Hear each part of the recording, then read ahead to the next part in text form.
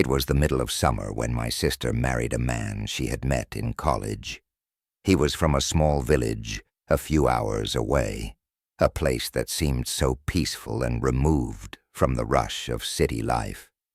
The day after the wedding, she invited me to visit her new home, insisting I'd love its rustic charm and the surrounding woods that stretched endlessly. The drive there was uneventful, but the closer I got, the more isolated the landscape became. Narrow roads twisted between thick groves of trees, their branches arching overhead like a tunnel. There were no road signs, no mile markers, just dirt tracks leading deeper into nowhere. I eventually found her house, a modest wooden structure with a wraparound porch and creaking floorboards. The villagers, though polite, had a way of looking at you that made you feel like an outsider. Their smiles didn't reach their eyes. Their conversations always paused when I walked by. I brushed it off. Maybe they were just shy around strangers. My sister's husband seemed thrilled to have me there. He gave me a tour of the village, pointing out the old church, the empty schoolhouse, and the mill by the river. Yet something about his enthusiasm felt forced, as if he was trying to distract me from something. I caught myself staring at him too long, wondering if he was as perfect as my sister believed. That night, after dinner, my sister and I sat on the porch while her husband went to bed early. The air was thick with the scent of pine and damp earth, and the sound of cicadas was almost deafening. We talked about her new life, how much she loved the tranquility of the village. But when I asked about the people, her smile faltered. "They're different," she admitted, "but they've been kind so far." Later, I couldn't sleep. The house felt too quiet, as if it were holding its breath. I got up to get some water and saw the glow of a lantern outside. Curious, I peeked through the window and saw a group of villagers walking toward the woods, their faces illuminated briefly by the light. They were carrying something large and heavy, wrapped in cloth. My heart raced as I watched them disappear into the trees. The next morning, I mentioned it to my sister. She laughed it off, saying the villagers often held night rituals to honor their ancestors. "It's just an old tradition," she said, but I noticed how quickly she changed the subject. That evening, her husband invited me to join him for a walk. He led me to the edge of the village, where the forest grew darker and denser.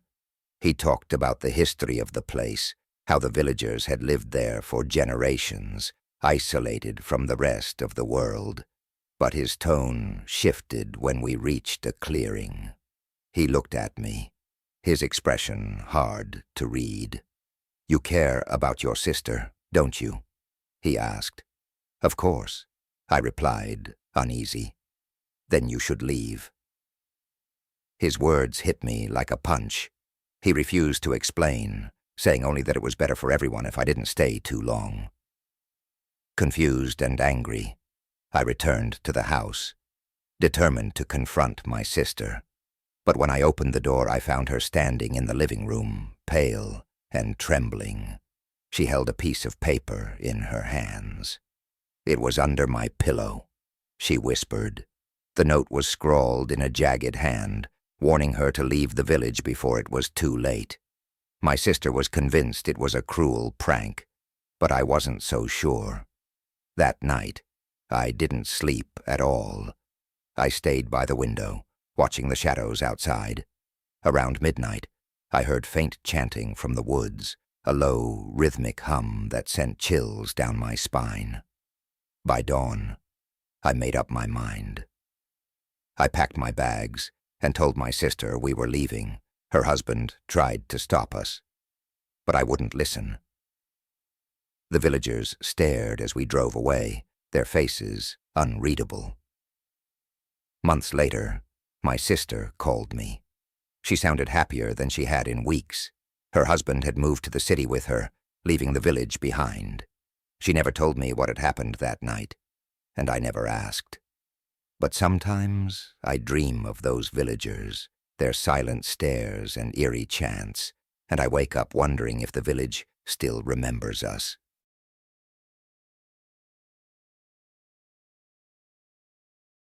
I hadn't seen my childhood friend in years when she invited me to visit her in the remote village she'd moved to. It wasn't far, but the path to her house was confusing. Narrow roads twisted between overgrown fields, and the air felt heavier the closer I got. When I finally arrived, her house stood alone on a hill, surrounded by an expanse of untamed land. She greeted me warmly, but something about her seemed off. Her smile, Avi, didn't carry the warmth I remembered. She kept glancing at the windows as if expecting someone or something. That evening, we talked about old memories. She seemed distant, often staring into the flickering candlelight as if lost in thought. When I asked about the village, she tensed.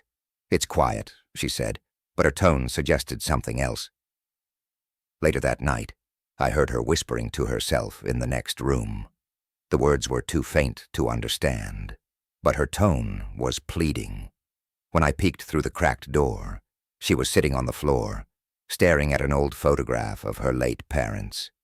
Her eyes brimmed with tears, and she whispered, "Please, let me go." The next morning she avoided my questions, insisting she was just tired. But her fear was palpable. I decided to stay another night to figure out what was going on. That evening, I noticed her locking every door and window, double-checking them repeatedly. "What are you so afraid of?" I asked. "They don't like visitors," she murmured, her voice barely audible. Before I could press further, the lights flickered and went out. She froze, clutching my arm. "Stay quiet," she whispered, pulling me into the darkened hallway. We hid in the pantry as heavy footsteps echoed outside, circling the house. My heart raced as something, or someone, tried the front door handle. The footsteps eventually faded, but the fear in her eyes didn't. At dawn, she begged me to leave, saying it wasn't safe for either of us. I reluctantly agreed, promising to stay in touch. But after I left, her calls stopped. When I returned weeks later, her house was abandoned, the windows shattered. No one in the village could or would tell me where she'd gone.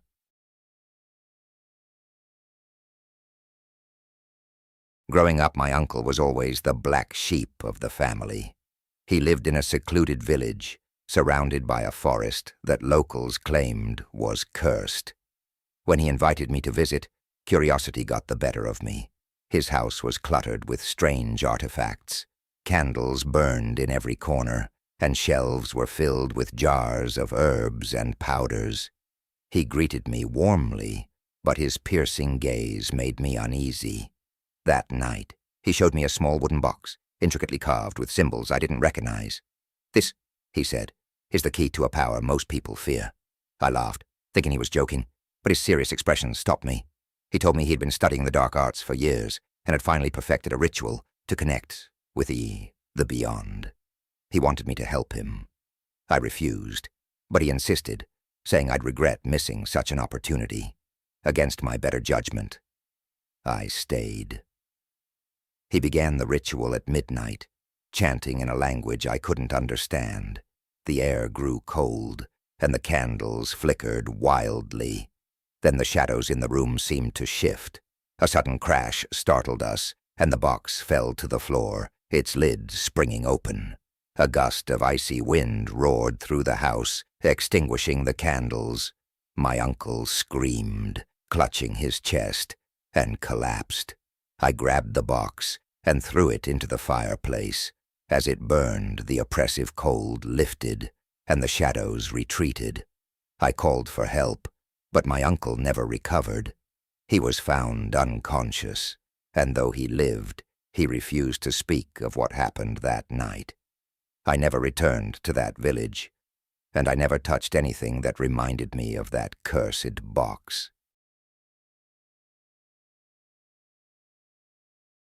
The village was picturesque, nestled in a valley, and surrounded by lush hills. I had come to document local traditions for a project. The villagers were friendly, offering me food and stories about their customs. But there was one man they warned me about, a recluse who lived at the edge of the forest. Curiosity led me to his door. He was gaunt but surprisingly polite, inviting me inside for tea. His house smelled odd, earthy and metallic. As we talked, I noticed his eyes linger on me too long. When I mentioned the warnings, he chuckled. "They fear what they don't understand," he said, placing a plate of stew in front of me. The stew tasted rich, almost too rich. I politely declined seconds, and he seemed disappointed. That night, I woke to the sound of footsteps outside my room. Peering through the window, I saw him dragging a sack through the yard. It left a dark trail in the dirt. The next day, I asked the villagers about him. Their faces darkened. One older man whispered, "People disappear around him." Determined to uncover the truth, I returned to the recluse's house, pretending to be interested in his stories. While he was distracted, I slipped into another room and found a locked freezer. Breaking it open, I discovered packages of meat labeled with names, human names. I fled, but he followed, calling my name in a sing-song voice. I ran until I reached the village, where I warned the others. They stormed his house, but he was gone. All they found was the freezer, emptied of its contents.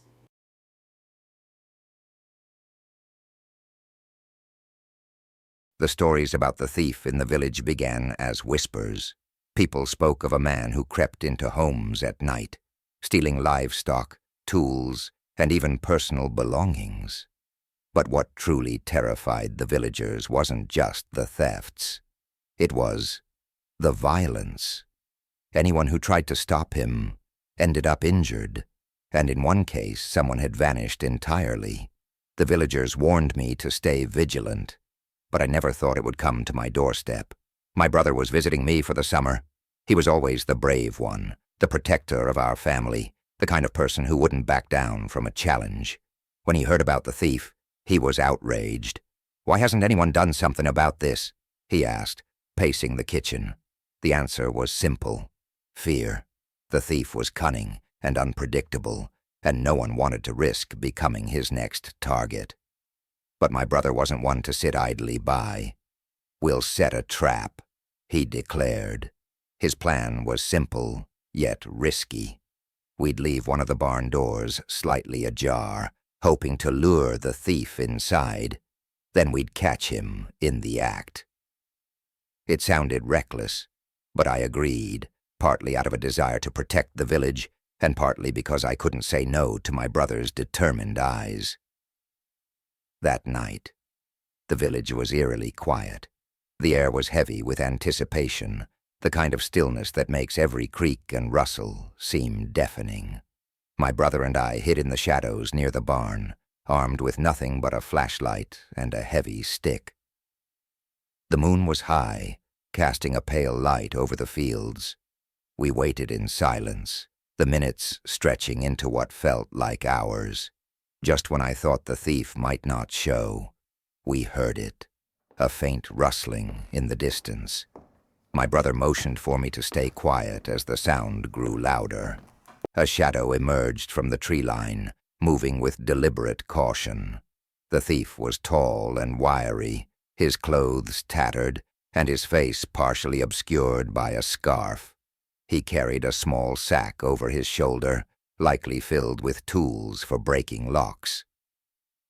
My heart pounded as he approached the barn, his movements stealthy and calculated. He slipped inside, and for a moment, everything was silent. My brother signaled for me to follow, and we crept to the barn door.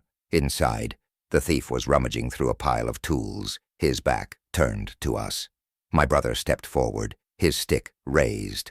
"Stop right there," he shouted, his voice echoing in the barn. The thief froze for a moment, then turned slowly to face us. His eyes were wild, gleaming with a dangerous intensity. Without warning, he lunged at my brother. They collided with a force that knocked over a pile of crates, the noise reverberating through the barn. I shouted for help, but the village was too far away to hear. The struggle was brutal. The thief was fast and wiry, but my brother was strong. They grappled on the dirt floor, each trying to overpower the other. At one point, the thief pulled out a knife, its blade catching the moonlight. I grabbed a pitchfork and swung it at him, forcing him to dodge and giving my brother a chance to tackle him. The thief slashed wildly, and I watched in horror as the blade caught my brother's arm. Blood seeped through his shirt, but he didn't let go. Fueled by sheer determination, he managed to wrestle the knife away, throwing it across the barn. The thief, realizing he was losing, scrambled to his feet and bolted toward the door. But before he could escape, we heard shouting outside. The villagers had arrived, carrying torches and makeshift weapons. They surrounded the barn, blocking every exit. The thief snarled like a cornered animal, but he had no choice but to surrender. Two of the villagers tied his hands while the others dragged him toward the village center.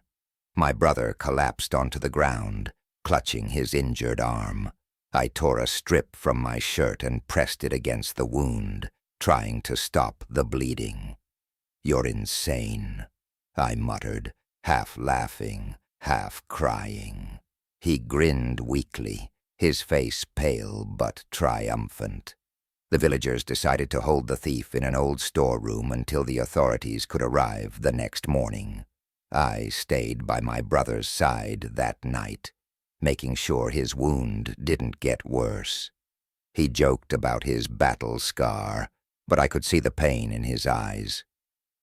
When morning came, the thief was gone. The storeroom was empty, the ropes he'd been tied with lying on the floor. The villagers were in an uproar, some blaming each other for not keeping a closer watch. My brother and I left the village soon after. Though his arm healed, the scar remained, a constant reminder of that terrifying night.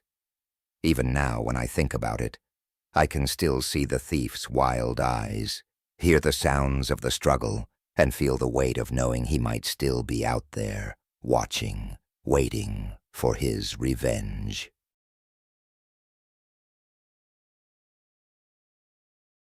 The village was small and quiet, tucked away in the folds of rolling hills.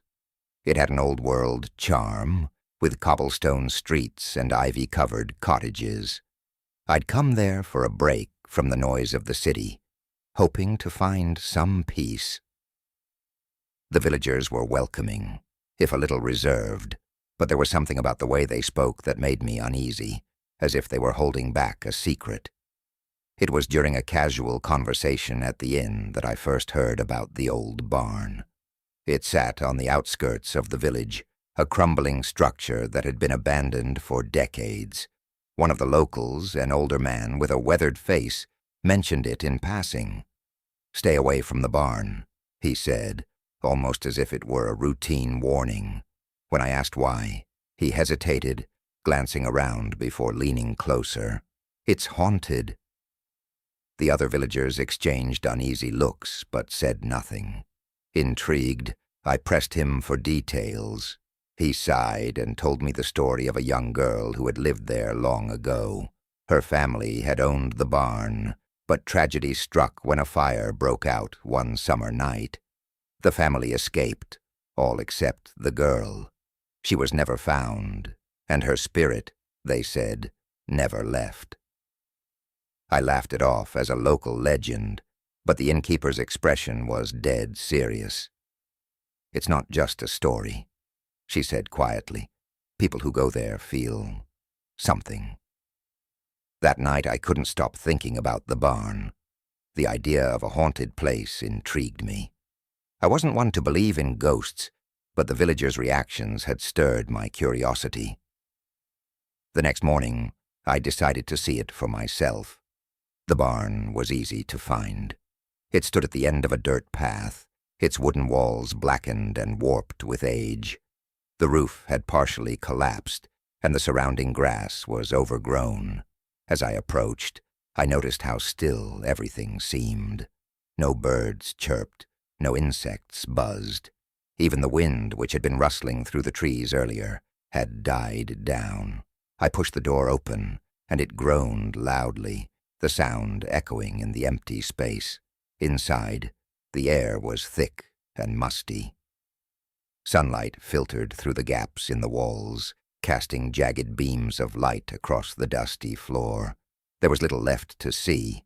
A few rusted tools, a broken cart, and a rocking chair sitting eerily in the corner. The chair caught my attention. It looked out of place, almost untouched by time. I walked over to it, noticing a tattered blanket draped across the back. The closer I got, the colder the air became. I reached out to touch the chair, and as my fingers brushed the wood, I heard it. A faint, melodic humming. I froze, my hand hovering in the air. The humming was soft, almost like a lullaby, and it seemed to come from somewhere inside the barn. I turned, scanning the room, but there was no one there. My heart raced as the sound grew louder, filling the space. Then, just as suddenly as it started, it stopped. I left the barn in a hurry, my rational mind struggling to make sense of what I'd experienced. That night at the inn, I tried to dismiss it as my imagination, but sleep didn't come easily. Around midnight, I woke to the sound of faint humming again. This time, it wasn't distant. It was just outside my window. I jumped out of bed and pulled the curtain aside. There was nothing there, just the empty street, bathed in moonlight. But when I stepped back, I saw it. Something faint, like a shadow, standing at the edge of the inn's yard. It didn't move, didn't make a sound, but I felt its presence, heavy and oppressive. The next day, I decided to leave the village, but I couldn't shake the feeling that I was being watched. As I packed my bags, I noticed something odd in my belongings. A small weathered book I hadn't seen before was tucked into my suitcase. I opened it carefully, and my breath caught. It was a diary, and the first page read, "This belongs to Clara." The name of the girl from the barn. The pages were filled with childish handwriting, detailing her life on the farm and the days leading up to the fire. The last entry was smudged, the ink blurred as if it had been written in a hurry. "It's so dark, and I can't find the door. Please don't leave me here." I returned to the barn one last time, clutching the diary. The air felt colder than before, and the humming started almost immediately as I stepped inside. I placed the diary on the rocking chair and whispered, "I found this. It's yours." The humming stopped. For a moment the barn was utterly silent. Then the rocking chair began to move, creaking softly as it rocked back and forth. I didn't wait to see what would happen next. I turned and ran, not stopping until I was back in the village. The villagers didn't question me when I said I was leaving. The innkeeper gave me a knowing look and wished me well. As I drove away, I glanced in the rearview mirror. The barn was barely visible in the distance, but for a split second, I thought I saw someone standing in the doorway, waving goodbye. I never went back to that village. But sometimes, late at night, I hear that faint humming in my dreams. And when I wake, I wonder if Clara has finally found peace, or if she's still waiting for someone to bring her home.